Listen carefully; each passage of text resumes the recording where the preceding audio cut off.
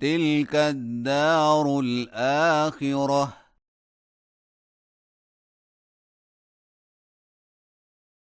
نجعلها للذين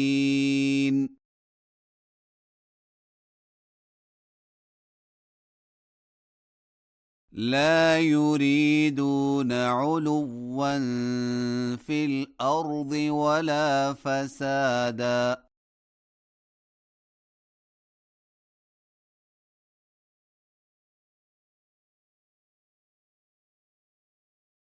والعاقبة للمتقين.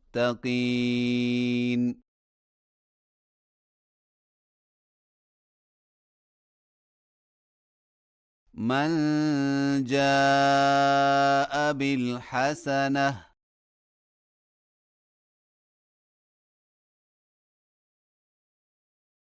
فله خير منها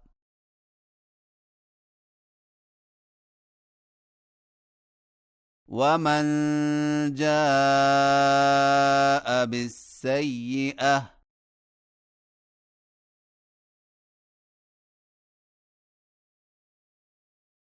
فلا يجزى الذين عملوا السيئات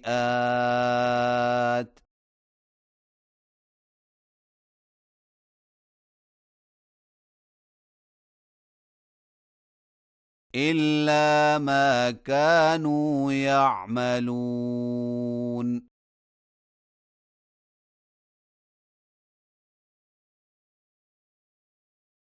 إن الذي فرض عليك القرآن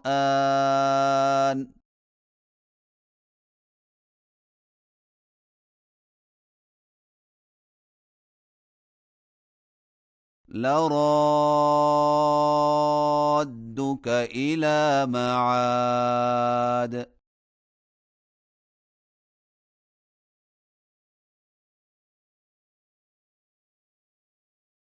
قل ربي أعلم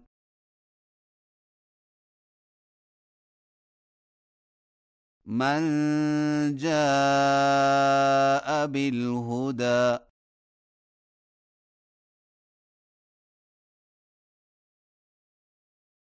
ومن هو في ضلال مبين.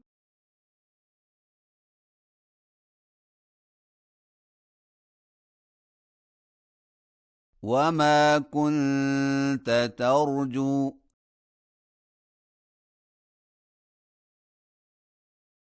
أن يلقى إليك الكتاب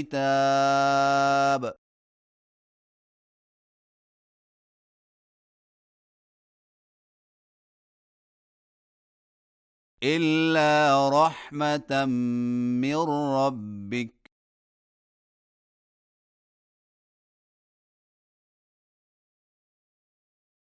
فلا تكونن ظهيرا للكافرين.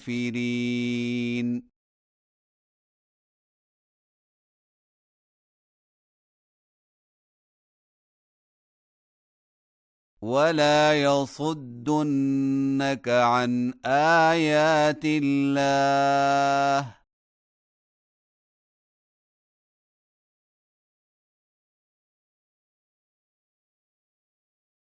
بعد إذ أنزلت إليك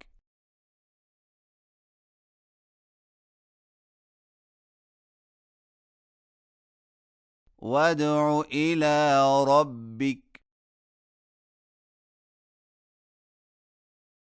ولا تكونن من المشركين.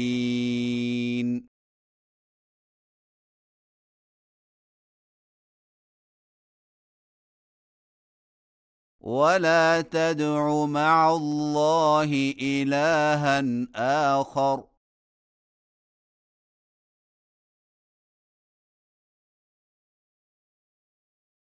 لا إله إلا هو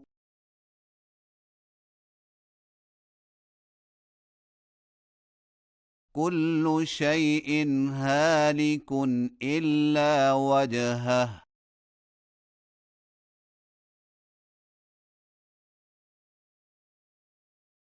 له الحكم وإليه ترجعون